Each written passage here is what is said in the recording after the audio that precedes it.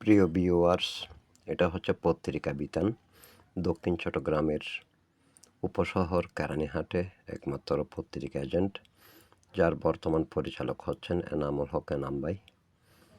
এখানে বাংলাদেশের জাতীয় পত্রিকা এবং স্থানীয় আঞ্চলিক পত্রিকাগুলো পাওয়া যায়।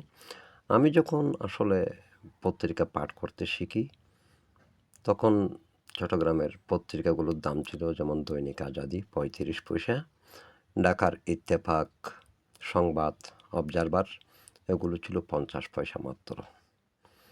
তো জ্ঞান অন্বেষণের জন্য তখন পত্রিকা অন্যতম একটি উপায় ছিল। এখন তো সোশ্যাল মিডিয়ার যুগ, তৎক্ষণাৎ সংবাদগুলো পাওয়া যায়। আপনারা দেখতে পাচ্ছেন কেরানীহাট গোলচক্কর, বান্দরবান যাবার যাত্রী ছাউনি, এখান থেকে বান্দরবানও সহজে যাওয়া যায়।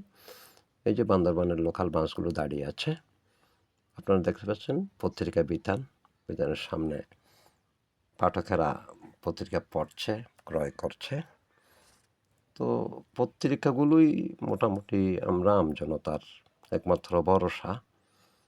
পত্রিকা ছাড়া আর কী বা পড়ব?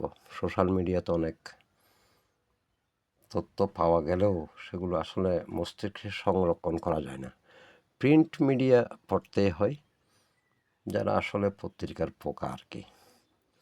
পত্রিকার পাঠের মজাদাই আলাদা, সেই মজা আসলে পত্রিকার মধ্যে পাওয়া যায়। বিশেষ করে সাব এডিটোরিয়াল বা উপসম্পাদকীয়, খোলা কলাম, খোলা হাওয়া, সম্পাদকীয়, এগুলো হচ্ছে পত্রিকার মগজ। তো আগে সাপ্তাহিক পত্রিকাও বেশ প্রকাশিত হতো।